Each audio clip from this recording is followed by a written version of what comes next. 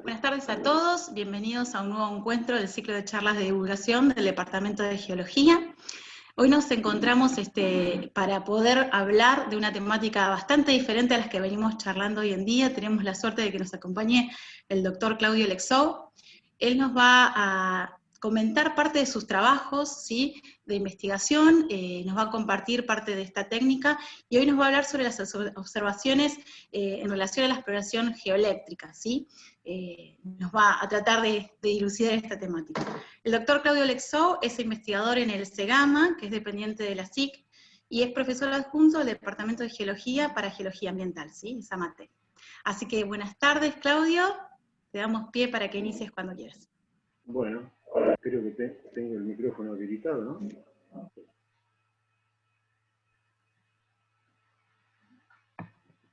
Bueno, ante todo, buenas tardes a todos.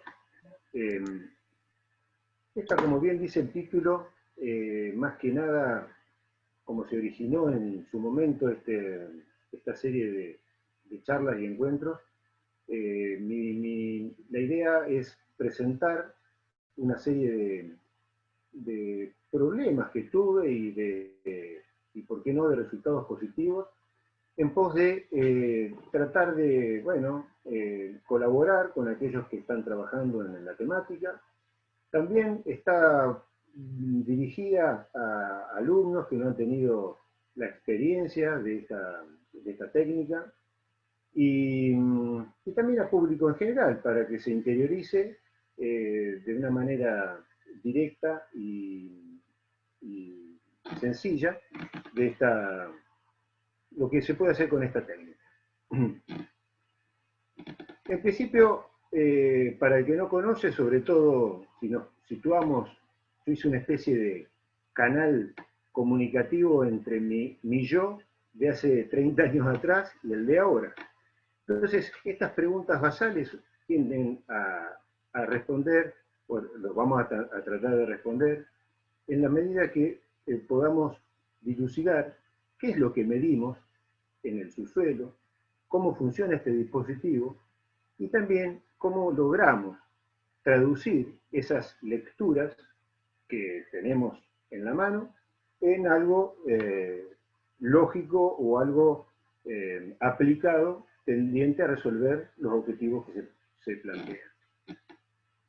No quiero dejar de mencionar a mi piedra fundamental, que fue asistir a un curso de prospección geoeléctrica que fue dictado por Boris Calvetti y Alicia Rapacini, que realmente me sirvió de puntapié y fue motivo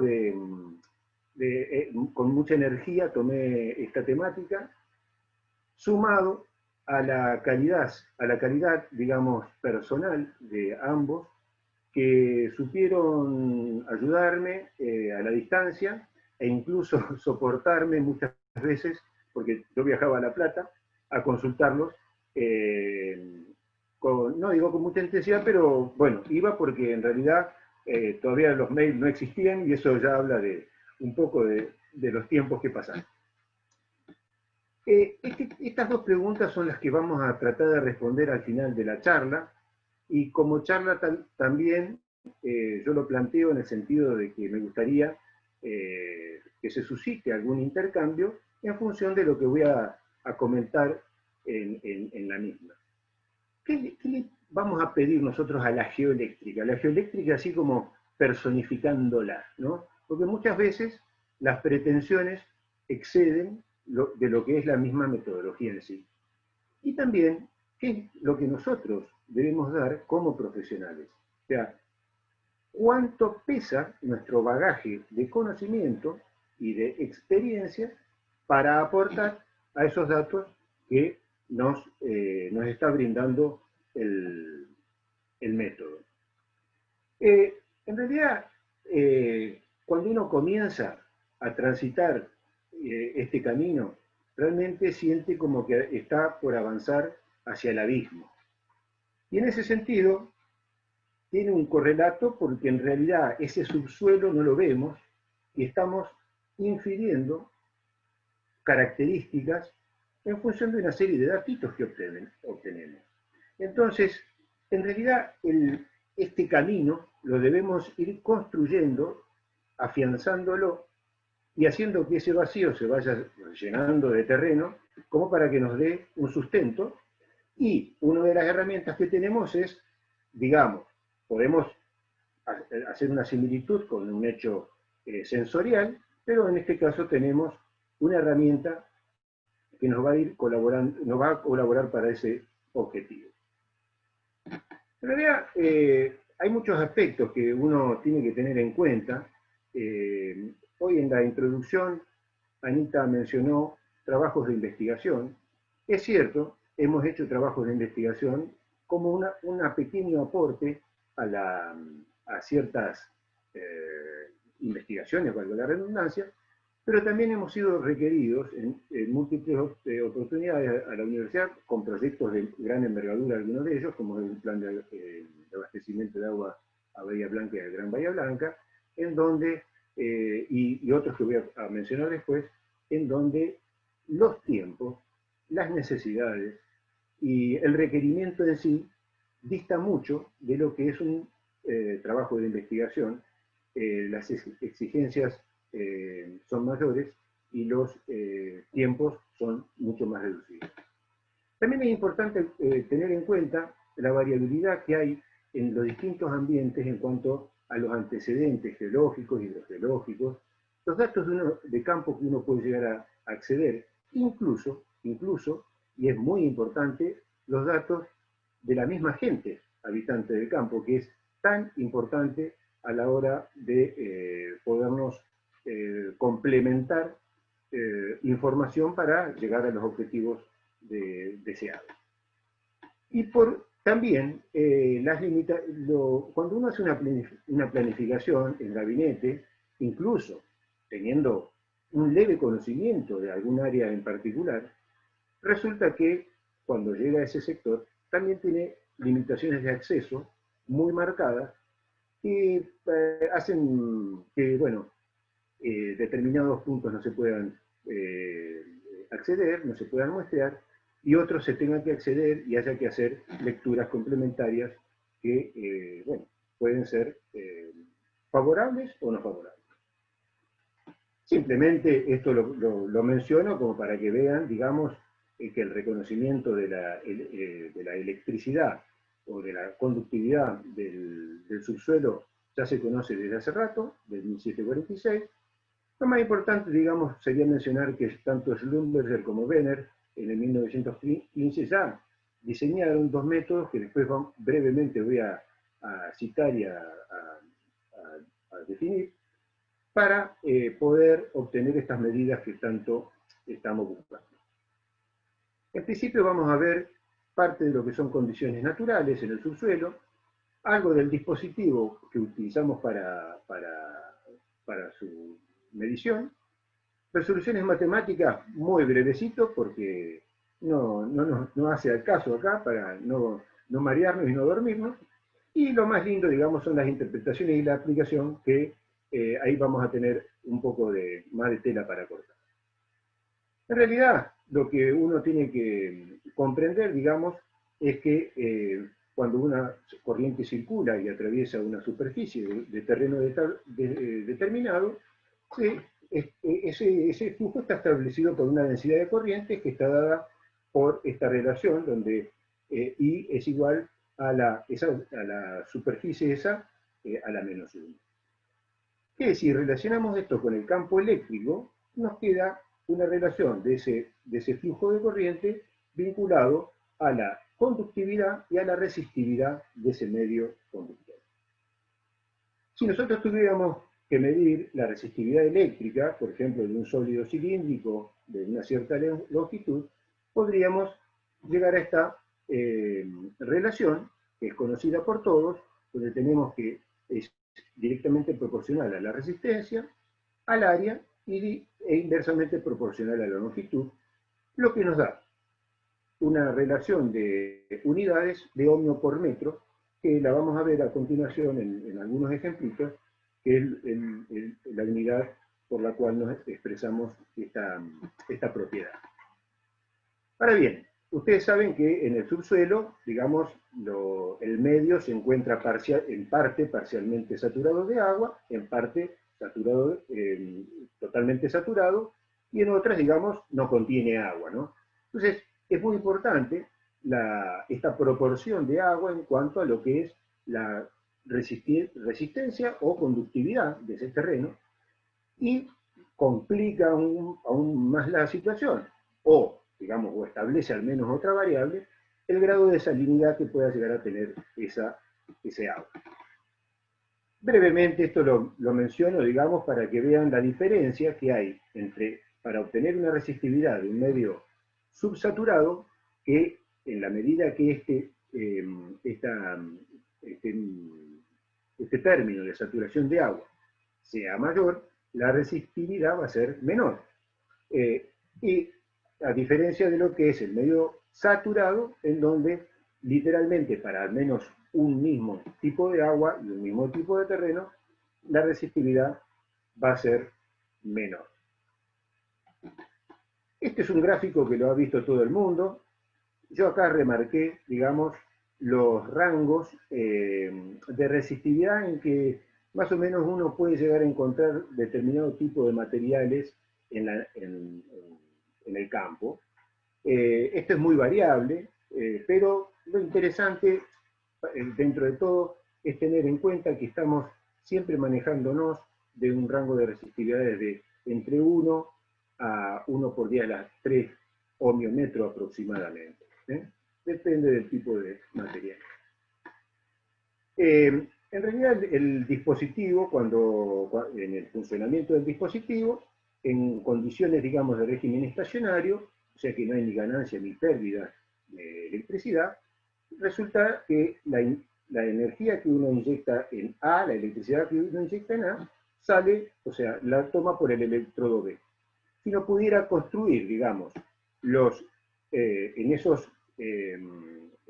equipotenciales, poniendo el electrodo B lo suficientemente alejado del A, podríamos ver que en ese punto próximo las líneas de corriente son rectas y se dibujarían semiesferas de las equipotenciales respectivas. Eso es en la teoría. La realidad es un poco la figura que está al lado, puesto que el medio no es homogéneo, no es, abunda la heterogeneidad, y por sobre todas las cosas, no solo hay una heterogeneidad horizontal, sino también lateral, que complica bastante la situación.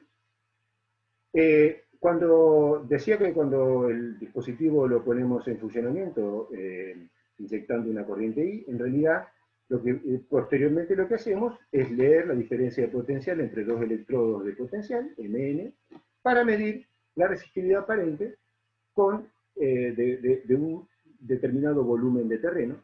Se denomina resistividad aparente, puesto que es una resistividad que está influenciada y condicionada por los terrenos que van quedando envueltos en ese espacio y volumen, en la medida que nos alejamos con los electrodos A y B.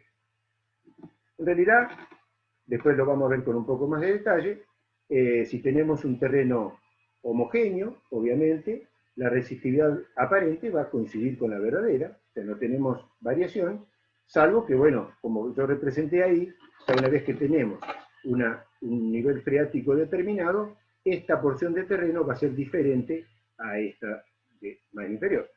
Pero como hoy comenté, y ustedes saben muy bien, en la naturaleza el terreno es heterogéneo, no solo en profundidad, sino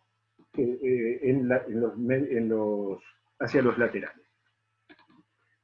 Brevemente, digamos, si uno puede, entonces, partiendo de esta ecuacióncita anterior, haciendo la relación entre esas dos superficies esféricas, vamos a llegar a la relación que usamos en campo, donde la resistividad es proporcional a una constante geométrica que varía de acuerdo a la disposición de los electrodos, y directamente proporcional también a la diferencia de potencial e inversamente a la corriente que circula. Tenemos dos dispositivos, uno delineado por Schlumberger, que se caracteriza porque la distancia entre los electrodos de potencial, Mn, es muy inferior a la distancia entre los electrodos de corriente AB. Esta distancia de AB tiene que ser, para que el método, digamos como una regla del método, tiene que ser mayor o igual a 5 veces Mn. De ahí que la K va cambiando en la medida que uno va abriendo el ala para ir penetrando con la corriente más en profundidad. No ocurre lo mismo, al menos con la K, con la constante calculada por la configuración Benner, puesto que en este dispositivo el distanciamiento AM, MN, NB se debe mantener constante, o al menos debe ser equiespaciado. ¿Qué quiere decir esto? Que para cada lectura todo el dispositivo se tiene que mover. Esta es por una de las razones, digamos que es un dispositivo que de alguna manera imprime un mayor tiempo de ejecución y otro tipo de elucubraciones, digamos, para la resolución de su resultado. En realidad, entonces, con el sondeo eléctrico vertical, lo que estamos midiendo en el campo es la resistividad aparente del terreno. Bueno, con eso vamos a obtener distintos modelos. Los objetivos que se persiguen, acá está, por ejemplo, para el tipo de sondeo normal, que tiene una longitud de AB entre 250 y 2500 metros, tiene como objetivo, dice, hidrogeología. Sin embargo, reconozcamos que las longitudes menores a 250 metros también lo tienen, puesto que yo tengo ejemplos que se los voy a mostrar, que hay áreas en donde hacemos sondeos de muy cortos, muy de escasa longitud, porque las condiciones así lo imprimen. En realidad, el equipo está constituido por un circuito de emisión, que consta de un amperímetro, que tiene una precisión del 1%, y se alimenta de una batería de 12 volts, y el mismo equipo tiene un convertidor que eleva la potencia a unos 250 vatios. Mientras que por el otro lado, el circuito de recepción es un milivoltímetro de alta impedancia, que está conectado a dos electrodos impolarizables de lectura del potencial eléctrico. Bueno, acá me quedé un poco chico para ver los vasitos, pero digamos, el complemento del equipo, tenemos dos carreteles que puede variar entre 250, 320, 500 metros, o dos para cada lado de 500 metros para completar los sondeos largos de 1000 metros de AB sobre 2, de los que es lo más largo que yo he trabajado. Bueno, el procedimiento en campo es el siguiente. Una vez que uno estabiliza con el potencial natural, con un compensador, se inyecta corriente al terreno y se hace una lectura simultánea del potencial y de la corriente. Inmediatamente se efectúa este cálculo para, una vez cumplimentado, graficar inmediatamente en la hoja bilogarítmica que representa la resistividad aparente por un lado y el distanciamiento AB sobre 2 por el otro. Digo inmediatamente porque el dibujo, digamos, en campo, nos va a permitir a nosotros identificar si hay puntos anómalos o no, puesto que esta curva tiene que tener una sincronía, digamos, y una compacidad propia de lo que es el método eléctrico. La armonía de la misma no puede estar, digamos, rota por puntos anómalos que en algunos casos pueden llegar a representar un escopetazo, o, ¿por qué no?, algunos puntos anómalos que pueden llegar a ser no corregidos, ¿no? Porque la naturaleza del terreno así lo determina. Bueno, antiguamente se interpretaban estas curvas de campo mediante curvas patrones. Hoy se aplican modelos matemáticos. En el caso mío, bueno, yo siempre trabajo con el SODI, si bien es un método rústico desde el punto de vista de la metodología de la aplicación, pero después, bueno, uno puede recurrir a otros métodos para la representación gráfica que son más amigables y más, digamos, coloridos hoy por hoy. En el método SODI uno lo que está resolviendo es un problema inverso, que quiere decir que yo tengo unos ciertos datos observados y tengo que generar un modelo teórico. Esto siempre en el ámbito de Dar-Sarruk, en donde yo, con la curva de Dar-Sarruk, tengo digamos, la posibilidad de obtener una curva teórica que tengo que comparar con la observada en el campo. Acá yo hice el ámbito de Dar-Sarruk, digamos, es importante para el cálculo de capas que uno prefiera o pretenda representar con un solo valor de resistividad y de espesor. Para ello se requieren unos cálculos especiales que involucran la resistencia eléctrica transversal y la conductancia eléctrica longitudinal. Pero normalmente eso es una tarea que yo la dejo relevada o relegada, mejor dicho, para tareas de investigación en donde uno tiene más tiempo y puede ir desarrollando eso con más precisión, que es como, por ejemplo, estamos desarrollando en el sur con Candela, una becaria, en Río Grande, desarrollando bien esta técnica para proceder a ese tipo de resolución. Sin embargo, nosotros en la actualidad, incluso, lo que generalmente se hace, y es más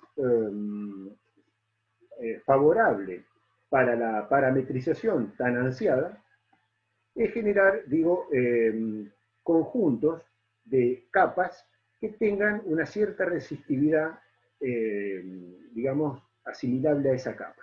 Entonces, con esto uno puede llegar a no definir la resistividad, por ejemplo, en este caso de la primera capa, que tenga un valor de 50 y de 25, no específicamente una resistividad única, sino un rango.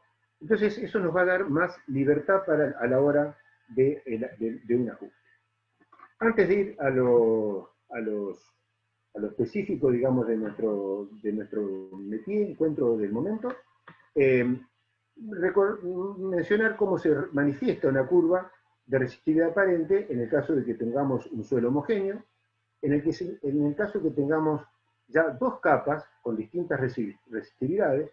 Ustedes observen como en el primer caso, donde la resistividad de la capa subyacente es mayor, la resistividad de la curva obviamente aumenta en esta porción hasta hacerse infinita en la medida que uno amplíe los electrodos AB. Acá también tenemos el caso de tres capas, y la complejidad, digamos, como podrán observar, se va incrementando. La representación de curvas con una definición de una capa también se puede hacer con otros métodos de resolución, como en este caso, en donde uno tiene como resultado, por ejemplo, la curva de resistividad aparente observada en campo, y una curva de resistividad verdadera, que es la de la línea punteada y rectas, que está representando lo que tenemos en este cuadrito en el margen superior derecho. Ahí tenemos identificada cada capa con su resistividad, con su espesor y la profundidad. Ahora bien, para entrar en lo que nos interesa realmente y lo que me parece para compartir, es lo siguiente.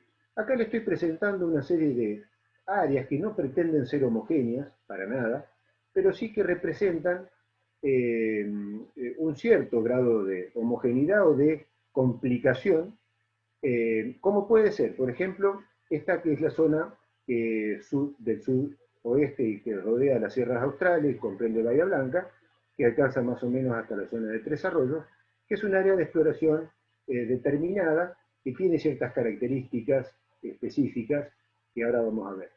También está la parte sur de la provincia de Buenos Aires, pintadita con verde, en donde también hay condiciones, sobre todo para la zona central, que está Pedro Luro, y hacia el sur, donde está Carmen de Patagones.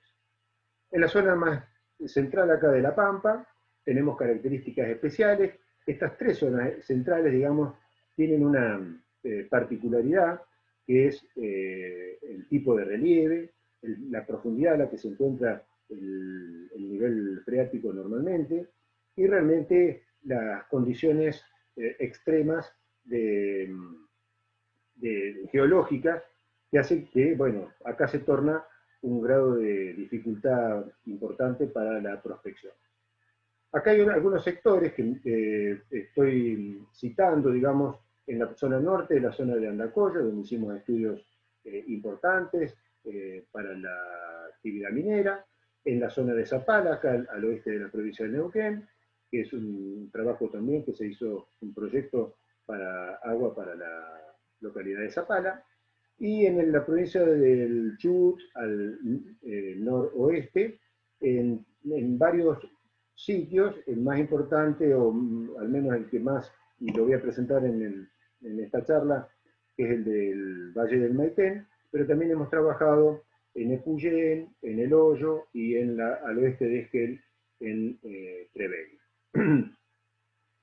Bueno, para ir presentando los distintos temas, acá en el área pedemontana, por ejemplo, yo quería mostrar dos comportamientos diferentes, uno que se da hacia el sector del noreste y otro hacia el sector sudoeste.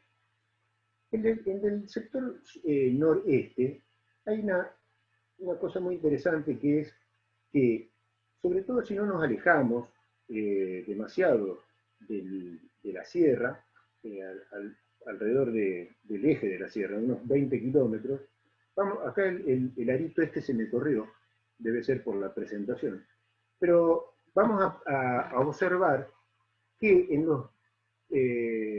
los tramos superiores de la secuencia, generalmente vamos a encontrar capas de sedimentos gruesos, gravas y arenas, que son muy beneficiosas para la explotación de aguas subterráneas. También en la base, pero esta es una particularidad que tiene este sector. O sea, tenemos una limitante, que es el basamento rocoso, que puede estar próximo, pero tenemos una gran ventaja que la otorgan este tipo de sedimentos, que en algunos casos para perforaciones a veces de 70 metros, de 80, brindan un caudal superior a los 200 metros cúbicos hora. Fíjense, acá tenemos el otro caso, que sería para la vertiente sudoccidental, también en proximidades de la sierra. En ningún caso, salvo que uno esté en proximidades o en el centro de uno de los valles, ya sea del Sauce Chico, del Napostá Grande, del Napostá Chico, no vamos a encontrar prácticamente esos niveles superiores de grava y arena. Sí lo vamos a encontrar recién en la base de la secuencia, o sea, sobre el basamento. Esto tiene sus implicancias, puesto que las perforaciones muchas veces tienen que acceder a esas capas, muchas veces con otro tipo de tecnología, porque el sistema de rotación no admite el ingreso de la herramienta para ese tipo de material. Si nos alejamos un poco de la sierra, o sea, ya más de 20 kilómetros de la sierra, comenzamos a tener otra limitante, que es una capa limo-arcilla, que generalmente resistividades menores a los 10 ohmiómetros, que obviamente como limitantes desde el punto de vista productivo. Entonces, en todo este sector vamos a estar viendo una posibilidad de propuesta de ejecución de una perforación que no supera en algunos casos los 50 metros, 80 a 100 metros. Obviamente que existe la posibilidad de que si uno explorara a mayor profundidad, tengamos por sobre el basamento alguna capa productiva, pero hoy por hoy, digamos, técnicamente, no es conveniente por el costo que implica alcanzar esa profundidad y los costos que implican después la extracción de la misma. Este sector que les comento es el que está medianamente mapeado o indicado acá en la figura esta. Este sector fue intensamente, digamos, explorado, en principio por el CFI, con Boris Calvetti a la cabeza, allá por principio de la década del 90. Complementariamente, nosotros hicimos, junto con el Plan Integral de Abastecimiento de Agua a Bahía Blanca y Gran Bahía Blanca, hicimos también un número importante de sondeos, superior a los 100, 150 sondeos, que terminaron de complementarse con unos sondeos en el año 2000, que se hicieron a pedido de la empresa Azurix, que, bueno, pudimos a partir de esos resultados hacer la propuesta de generar de construir una batería de pozos en proximidades de la localidad de Cabinda. Pero el detalle de lo que yo quería comentar acá es que estas investigaciones del sector pedemontano que yo menciono, que están caracterizadas por este nivel, digamos, de resistividades bajas o bastante bajas, en algunos sitios, como en el caso de este CEP 5 que les muestro, van a ver que la capa 7 y 8 ya presenta una resistividad de 11 a 13,8 ohmios metros. En este caso, esta fue una propuesta interesante que terminamos realizando porque se hizo una perforación exploratoria en la misma, donde se pudo materializar, en otras tantas también, perfilajes eléctricos con una correcta también relevamiento del cutting de la perforación. El relevamiento, cabe decir, el control del relevamiento ese del cutting lo hizo Marcelo Cerchetti, un eximio y excelente profesional, muy detallista, y observen ustedes, ahora los voy a entrar en detalle, pero la coincidencia que hay entre el perfilaje resistivo, que es el que estoy marcando acá con el cursor, yo no probé si el cursor lo están viendo, espero que sí, él decía, la coincidencia que hay entre estos niveles de arena y de grava con la manifestación de mayor resistividad del perfil resistivo, e incluso en este que está a más de 80 metros de profundidad. Eso demuestra, por un lado, la exactitud del trabajo de él. Pero fíjense, yo lo que quería hacer notar en esto es también el correlato que hay entre los valores de resistividad y el registro geológico, que esto está representando un limo calcáreo, es el típico LOES. Acá está el nivel más arcilloso, digamos que tanto escapamos del mismo, pero que en esta oportunidad nos trajo algún buen resultado. ¿Y por qué? Porque nosotros en realidad pensábamos que esta capa final era la que podía ser un poco más prometedora, y efectivamente fue así. Porque fíjense que esta curva que está recta acá, o sea, quebrada, una curva, mejor dicho, esta representación quebrada acá, no es más que puesto en vertical el sondeo eléctrico que está acá, la curva de resistividad, digamos, el modelo geoeléctrico final. Y fíjense que las formas medianamente también coinciden. Acá el sondeo eléctrico está homogenizando esto en un único resultado, pero que, bueno, está representando este tipo de capa. La verdad que esto ya comienza a indicar lo que es la importancia de la parametrización, que esta para nosotros es una parametrización en extremo, Yo acá representé solo la resistividad puntual, también está la normal corta y la larga, que no fue tan lúcida, digamos, o tan elocuente en sus resultados. Y bueno, presentamos la de gamma y el potencial espontáneo, pero tampoco han sido muy, digamos, llamativos sus resultados. Con respecto, no solo vamos a hablar, o voy a mencionar algunos aspectos positivos, también hay que mencionar los aspectos negativos. ¿Qué quiere decir esto? Cuando uno está planificando una prospección, atiende también a ciertos aspectos geológicos del lugar. En una oportunidad hice un diseño de sondeos en un área que por las características que tenía geológicas, todo indicaba que podía haber bloques, digamos, con importantes descalces en el subsuelo, por lo que propuse hacer sondeos en cruz en cada sitio. El sondeo en cruz evita lo que vamos a ver a continuación que pasó.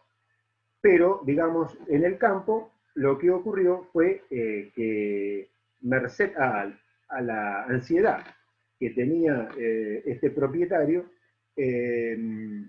quiso explorar más área de la que yo había propuesto, y se combinó eso con mi falta de experiencia, porque estos eran los primeros años de trabajo, y bueno, yo accedí a hacer más puntos en desmedro de los sondeos en cruz. El sondeo en cruz tiene la posibilidad de detectar este tipo de situación. ¿Por qué? Porque, por ejemplo, si nosotros tomamos este que sería el eje de la falla e hiciéramos un sondeo como el que está acá a la derecha, el AB de la derecha, estaríamos más o menos haciendo un sondeo acá. O sea, estaríamos detectando el basamento a una determinada profundidad. Si lo hiciéramos paralelo al eje de la falla, pero del otro lado, aquí, lo estaríamos detectando a mayor profundidad, por lo tanto podríamos estar dilucidando este salto en el basamento. Ahora, si lo hacemos en este sentido, o sea, perpendicular, lo que vamos a estar incorporando en algún momento cuando los electrodos AB se vayan ampliando, incluso también los electrodos MN, vamos a estar incorporando basamento en parte de lo que es la secuencia sedimentaria, y eso se va a traducir como un leve incremento que va a representar una tentación, pues significa que probablemente hayamos encontrado un nivel de grava o arena de interés. En realidad, esto sería, por ejemplo, un ejemplo de una representación de lo que sería haber hecho el sondeo en el sector izquierdo de la falla que les representé anteriormente, donde podríamos estar identificando a este basamento aproximadamente a los 78 metros. Fíjense que estamos obteniendo acá una capa de resistividad de 7 ohmios metros, que obviamente sería para nosotros un punto no deseado, entonces ahí no se propondría ninguna exploración, ninguna perforación. Sin embargo, si lo hacemos, como en el caso 2, perpendicular al eje, vamos a encontrar a partir de cierto momento un incremento de resistividad. Fíjense que la pendiente de esta curva es mayor que esta, y esto nos va a dar, según el modelo de resolución, probables niveles de grava, de arena, por la resistividad que acusa. Recién el nivel de 7 estaría muy por encima, pero estaríamos con la, digamos, posibilidad de encontrar eso a niveles inferiores. Bueno, se hizo la perforación y el perforista encontró justamente, Juan Carlos, encontró la perforación a 38 metros de profundidad. Obviamente un fracaso total, hubo que correrla a otro sitio para mejorar esa situación. Entonces, estas son cosas que hay que tener muy, muy presentes. Un caso interesante, también de ejemplo ya de otro caso, es lo que puedo mostrarles lo que sucede en la zona de Pedro Luro, que es un área, si bien está bajo riego, también es de mucha necesidad de agua. Acá el agua a este sector ingresa por la canalización proveniente del río Colorado y lo que es agua de lluvia de recarga en pequeños sectores de médanos que hoy ya están decapitados incluso, pero igual esos sectores siguen actuando por el material que subyace en el subsuelo, siguen actuando como pequeñas zonas de recarga. El nivel freático en esta zona es muy bajo, muy somero, y tenemos salinidad en el acuífero muy alta. Entonces, uno de los objetivos de estas áreas, esto es parte de una exploración en un establecimiento, en donde uno de los objetivos justamente es prospectar en los paleocauces del río Colorado. Les voy a mostrar una diferencia sustancial entre lo que es el sondeo 5 y el sondeo 6. Sondeos muy someros, muy de poca longitud de ala. Fíjense que llegamos a aproximadamente 50 metros de AB sobre 2, y levemente superiores al principio a los 10 ohmiómetros, cuando hoy estábamos hablando de valores muy superiores a los 100. Este es el sondeo 6, fíjense que la resolución está demostrando una capa importante de resistividad alta entre los 5 metros y los 15 metros. Mientras que el sondeo 5, esa capa no se identifica, y claramente estamos en una zona de limo arcilla y de agua de mayor salinidad. Esta resistividad, bien vale decir, que está dada justamente por las características de combinación del sedimento grano más grueso y de calidad del agua un poco mejor, de la salobre, más o menos un agua de unos 3.000 microsiemens por centímetro, que fue, digamos, muy bien recibida para el sector que estábamos prospectando. También tenemos sectores en donde esta determinación del nivel freático nos genera una gran incertidumbre. Y esto se debe a factores tales como, en principio también acá no está citado, pero la profundidad, que es bastante, en algunos casos, difícil de estimar, y también por los efectos de la franja capilar, que al ser sedimentos de grano muy fino, esta franja capilar suele ser muy espesa, incluso superar los 5 metros de espesor, o 7 metros, sumado a ello a la salinidad de las aguas. Y esto se da particularmente en el ambiente del sector pampeano.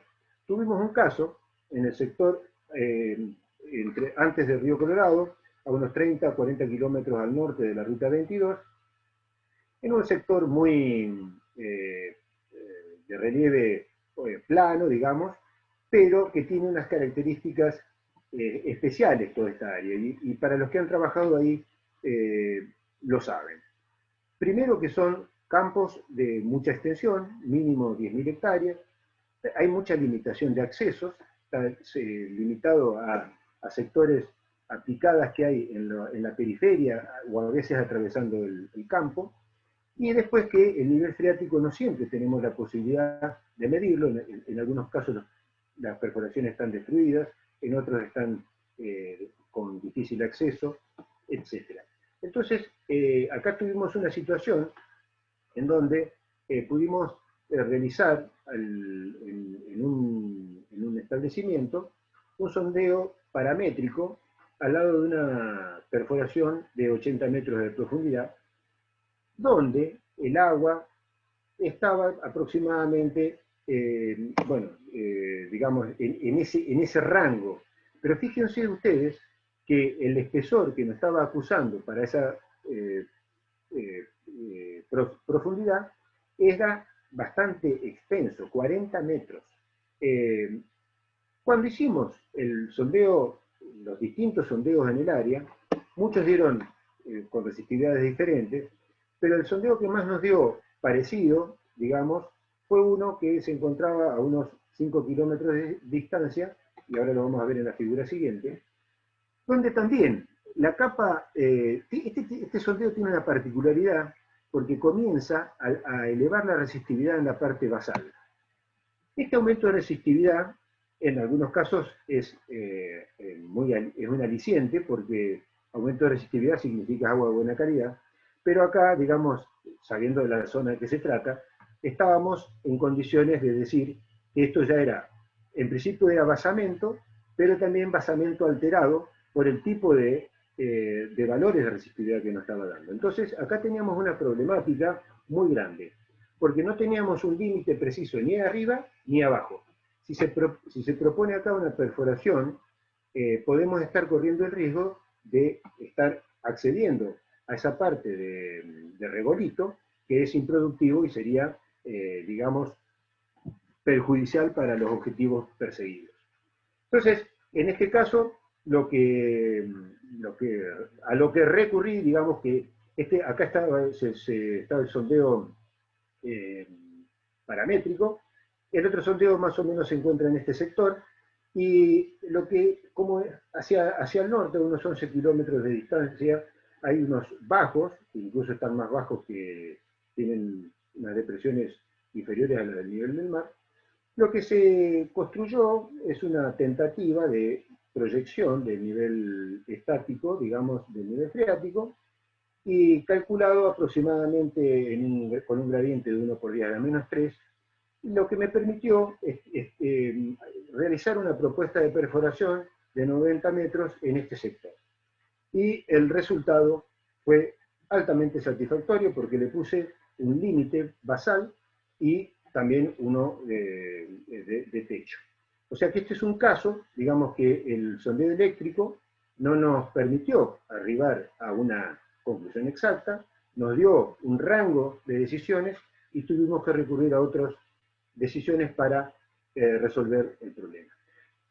Esto lo menciono porque estamos acá en el extremo opuesto, porque acá teníamos, por ejemplo, en el Club de Pesca Torqui, teníamos un sector de basamento aflorante cerca, la laguna también, digamos, a la vista, el sector del Club de Pesca con perforaciones existentes con agua salobre, y algunas perforaciones de referencia en los campos linderos, que nos permitió no solo elaborar las condiciones hidrogeológicas, sino que todas ellas fueron coincidentes en lo que puede llegar a ser, o a denominarse, una evolución hidroquímica del agua freática, con una zona relacionada al sector de recarga, de agua de baja salinidad, una intermedia, y la zona más baja de descarga en la laguna, referenciada justamente también con los pozos del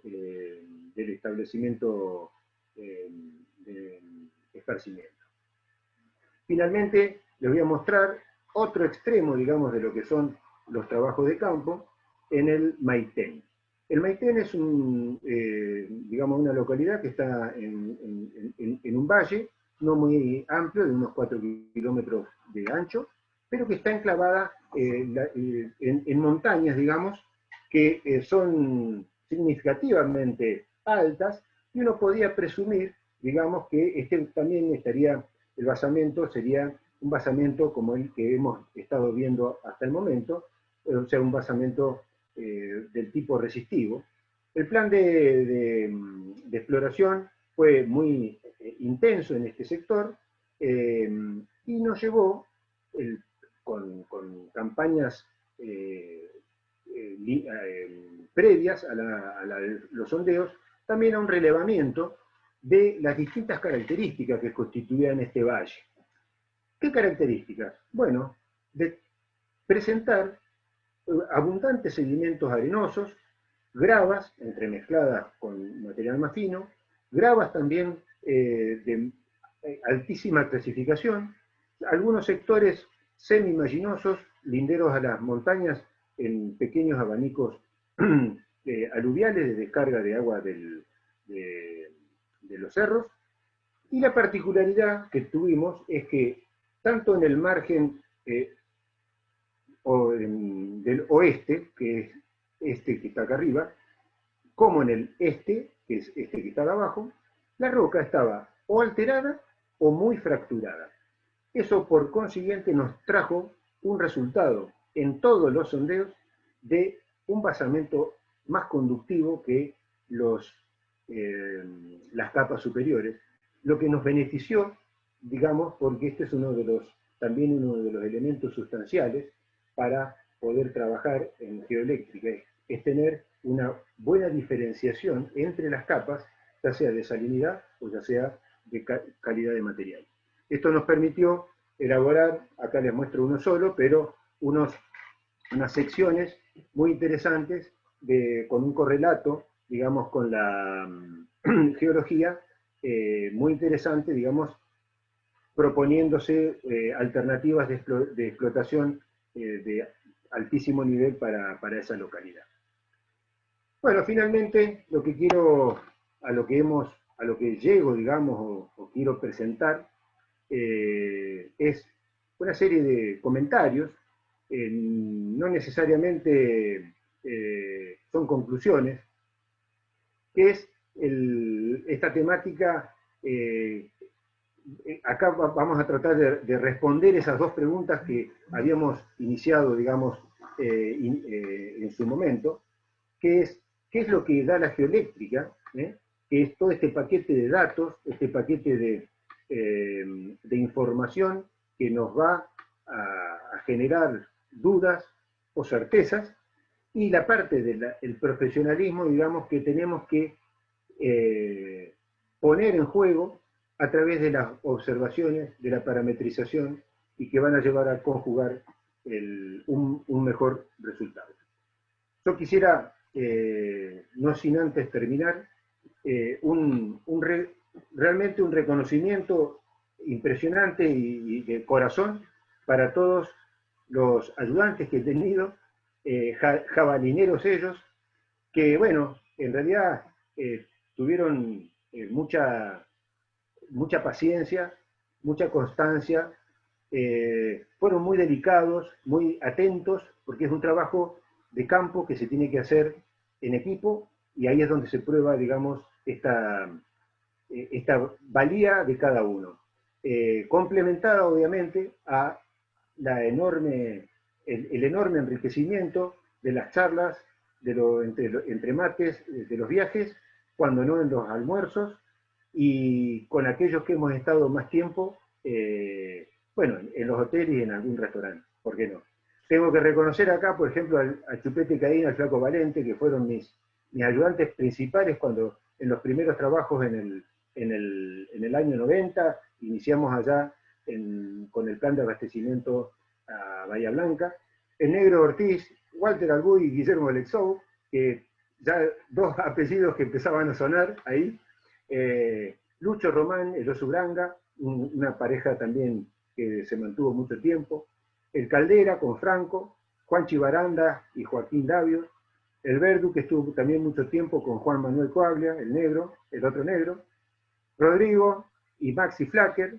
Emiliano Bauer, un gran trabajador, y Maxi Lanche, que es uno de los que más tiempo estuvo conmigo, y últimamente estamos trabajando con Edu Cacani y Leo Yerge, que va a heredar por ahí todo esto en algún momento. Bueno, gracias a todos por la atención. Bueno, gracias, Claudio. Ahora vamos a dar paso a las preguntas, ¿sí? Vamos a ver si acá, bueno, obviamente ya René manda el excelente, Claudio, felicitaciones. Vamos a ver si alguien quiere solicitar audio. A ver, micrófono. Bien. En el chat por ahora son todos elogios y saluditos. Bueno, muchas gracias a todos. Bien. Buenas tardes. Bien, hay alguien ahí que se está... Bien. Sí, buenas tardes. Buenas tardes, sí. Mi nombre es Roberto Andreone, de acá de Río Gallegos. Ajá. Yo le quisiera preguntar a Claudio qué experiencia, o si puede hacer algún comentario de la zona de Choele, que yo sé que él estuvo trabajando ahí al norte de Choel, Claudio. Sí, sí. Sí, de Choele, bueno, no en el valle mismo, hemos hecho un trabajo importante para una empresa que se dedicaba al cultivo de alfalfa, en el sector donde hacen el desvío de agua para la toma de agua, digamos, que va a San Antonio, que eso tuvo unos resultados muy lindos acerca de lo que era la influencia de ese gran canal en el campo lindero, bueno, con caudales estrepitosamente altos y de agua de excelente calidad, que era la del río. Y ¿Eso después, ahí en en el cuanto a, Solito, ahí en el Solito, Claudio? sí, ni bien, digamos, pasás el puente, vas hasta la usina y ese canal que baja al lado de ese canal. Ah, sí, sí. Pero en la zona del norte de Chuele, bueno, ahí sí hemos hecho, es una zona complicada. eh, Ahí en Fortín 1, después Belisle, y bueno, sectores así similares en esa área.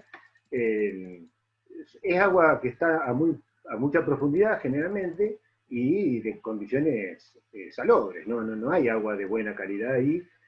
Fundamentalmente acá el problema de esos sectores es que tiene una potente zona no saturada y las áreas de recarga que puedan venir de otras áreas están muy distantes. Entonces, el único agua que accede a ese lugar es por recarga de agua de lluvia. Y con el tiempo de tránsito que tiene, digamos, se llega salinizada.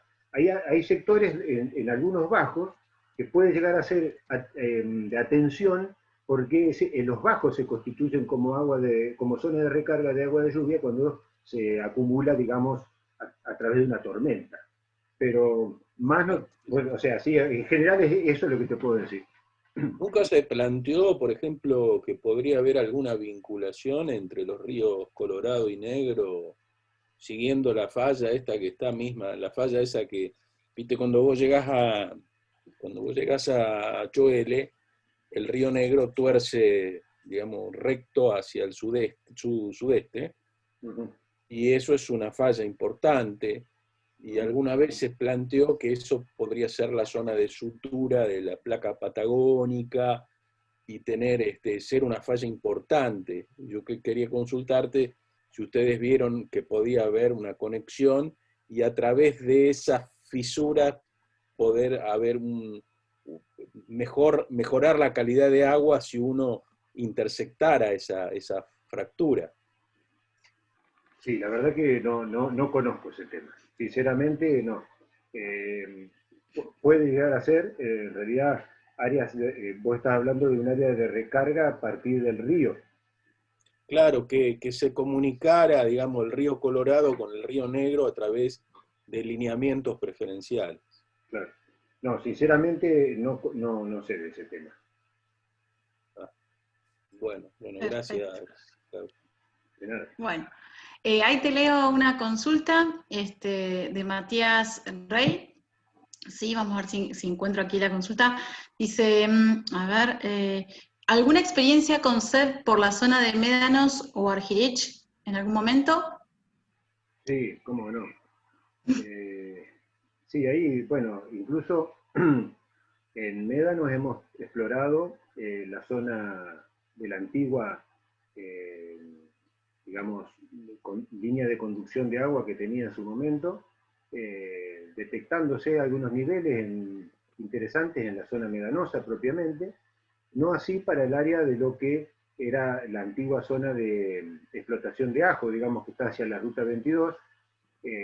Ahí salvo algunos niveles subsuperficiales de gravas, que pueden llegar a ser algo productivos, pero son de poca producción, digamos, algo productivos pueden ser, pero de poca estabilidad en el tiempo, porque son muy someros. Enseguida abajo tenés sedimento muy fino, que te aporta agua no solo en baja cantidad, sino también de mala calidad. Y después, en el mismo médano, hemos hecho una exploración, digamos, persiguiendo o tratando de buscar el epiparaniano, y se encuentra, digamos, ya lo hemos detectado al menos con geoeléctrica, pero de un espesor mucho más reducido que es lo de acá, que como se encuentra en Bahía. Eso es lo que te puedo decir. También en la zona de Mascota, toda la área de esa medanosa tiene agua, pero somera, digamos, y de escaso espesor, y que se limita hacia los lagos en donde termina la zona medanosa, que se acuña muy rápidamente. Perfecto. Bueno, Matías, espero que esté contestada ahí la consulta. Francisco Torres, bueno, agradece la presentación y tiene una duda. ¿Cómo determinar el número de capas para la inversión? No se tiene información geológica de pozos cercanos, pregunta. ¿Cómo determinar el número de capas? Claro. En realidad yo iba a poner una, pero tengo tantas cosas que... Pero en realidad lo que hay que tratar es de simplificar. No hay que... los métodos geoeléctricos, por ejemplo el SODI, por el método que tiene de resolución, prácticamente la salida del SODI es una capa por punto observado. Por eso la importancia digamos, de hacer conjuntos de estas capas en el corte geoeléctrico. Es muy difícil si no se tiene datos geológicos, pero en función de eso iría por la simplificación del sondeo. Observen ustedes que incluso dentro de lo que son las simplificaciones de los sondeos, un caso que mostré, tuvimos la posibilidad de encontrar un nivel arenoso dentro de una capa de 13 ohmiómetros, pero, digamos, no es lo común. Y por ahí, muchas veces se tienta, porque en un sondeo hay una representación de una capa a 120 metros de profundidad, que puede ser resistiva, pero no es más que nada un reflejo de un error o de una observación en superficie que no tiene nada que ver con la realidad de la profundidad. Entonces, lo mejor es simplificar. Perfecto. Bueno, espero que esté contestado entonces, Francisco. Emi Bauer pregunta, ¿en qué momento es recomendable utilizar el método Wiener, ¿sí? Si no leí bien, o Wegner, y si el procesamiento es parecido al método Schlumberger? El método Wiener, en realidad, no lo usé nunca. Perdón, lo he usado una vez que hicimos una prospección arqueológica acá en la escuelita, en un centro de detención en Bahía Blanca, para determinar la profundidad de unos pozos que se suponía que estaban tapados, y realmente funcionó, pero es más bien lo que yo apliqué fue una observación directa a la manifestación de lo que decía el sondeo. No tengo experiencia en procesamiento de Wiener. Perfecto. Bueno, a ver, Emi, no sé si está contestado, si no abrimos micrófono. Martín Fernández Vita pregunta, cuando habla que usa el algoritmo SODI, pero que hay otros más amigables, ¿son más precisos y confiables o el SODI aún sigue siendo el mejor? No, para mí el SODI es el mejor porque de hecho hay otros que he usado, hay uno de distribución libre, que en realidad se cometen muchos errores con ese, salvo que uno tenga una gran, digamos, capacidad de datos de parametrización. El SODI tiene al menos para nuestra área, y en los sectores que yo lo he manejado, tiene esa virtud que por ahí está también de la mano del equipo que usamos. Este equipo, hay que reconocer que fue construido en la Universidad de La Plata, fue testeado por el Departamento de Geofísica en todo el país, el CFDI lo probó, y a prueba de error se llegó a este diseño, digamos, que me parece que también le da fortaleza a los resultados. Perfecto. Bueno, o sea que creo que ahí está más que claro la respuesta para acá digamos, uno de los participantes. El resto son comentarios, obviamente, de agradecimiento por la claridad, ¿sí? de la presentación. Daniel creo que quiere preguntar, así que abrimos micrófono para él, ¿sí? Ahí está. Sí, hola, quería, bueno, a raíz de lo que estaba comentando Claudio, hacer una consulta, es más bien de tipo tecnológica, porque él comentó la importancia de construcción de la curva en campo, para ir observando cómo avanzaba el perfil y por supuesto de no volverse al gabinete con un error, ¿cierto? En todo caso, hacer repeticiones o reparaciones en el momento. A mí supongo que, bueno, estaba justo hablando de la calificación tecnológica del equipamiento que usan.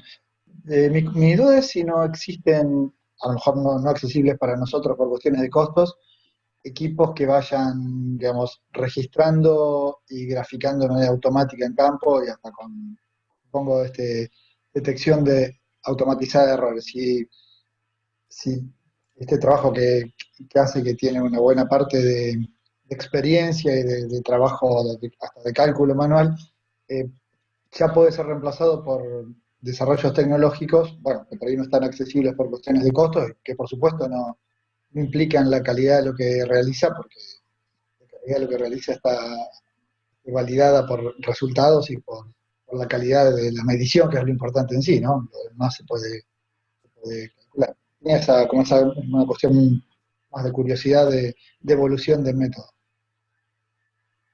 Sí, sí, seguro que yo he visto folletos, pero no he trabajado con nada. Seguramente hay, de hecho, todo lo que es el proceso post trabajo, digamos, de gabinete, con este método es bastante rústico, pero creo, digamos, que por un lado por una cuestión de costos también, y después por una cuestión, también uno se va afianzando en algunas tecnologías y se va quedando ahí, ¿no? Cómodo en obtener ese resultado. Pero seguramente, Daniel. Sí, bueno, no creo que sea que uno se va quedando, vos tenés mucha experiencia y sentís mucha confianza en el manejo que haces. Y a raíz de eso tenía una pregunta más, que es ya una decisión que está basada en tu experiencia. En el momento hablaste de curvas, en momentos en que la resistividad tiende a infinito, por ejemplo, cuando se alcanza el basamento. ¿Cuántos puntos haces hasta tomar esta decisión? Hasta tomar, digamos, esa decisión, decir, bueno, acá ya alcanzamos el basamento, no seguimos abriendo los electrodos para ver si la curva en algún momento empieza a descender. ¿Cuál es el criterio práctico que usás por experiencia para eso? No sé si se Eh, entiende la pregunta. Como yo no sí, sí, trabajo sí. mucho en el tema, No, se entiende ahí no nos perfectamente. fácil. Son 3 puntos. Eso es una regla que Boris me indicó y la cumplo a rajatabla, salvo cuando también alguno ya tiene la seguridad por la cercanía o por el ambiente, que puede llegar a fallar algún punto y uno dice tomo 2. Pero si uno, en realidad en los sondeos iniciales de un área, mínimo son 3 y si puede ser más, mejor para asegurar ese dato. Pero son 3 lo mínimo. Perfecto. Bueno, creo que ahí está contestado. Gracias, Daniel, por tu intervención. Bueno, saludos de Juan Tanzola, obviamente. Agradecido también por la charla Edgardo Navarro y quién más. Y bueno, y Vichy Farinati, que se nos escapó, pero que también estuvo presente, ¿sí? Escuchando la charla. Así que es bueno mencionarla porque en las últimas la enganchamos a ella también. Bien. Creo que no hay más preguntas, así que este es el momento de agradecerles a todos y sobre todo a Claudio por el tiempo que dispensó en esta charla, todo lo nuevo y valioso, que en mi caso particular es realmente todo nuevo, así que muy clara, muy llevadera la charla, Claudio, muchas gracias por eso, ¿sí? Bueno, Obviamente invitamos a todos los que se encuentran presentes a dejar los mensajes a Claudio, porque se los vamos a pasar, ¿sí? Así él puede ver a todos los participantes del día de la fecha, que hoy fue otra fecha récord, ¿sí? De presentación. Y los invitamos para la semana que viene, el próximo jueves es la última charla de este primer ciclo de charlas virtuales, que vamos a seguir obviamente ampliando en una segunda, en un segundo ciclo. La semana que viene vamos a tener la presentación de la doctora Natalia Fortunati, que nos va a presentar el tema estructuras tectónicas en el ámbito de la diagénesis, ¿sí? El horario siempre es el mismo, 18 horas, y por supuesto por medio de las redes van a encontrar el acceso libre a esa charla, ¿sí? Así que, Claudio, muchas gracias por tu tiempo, ¿sí?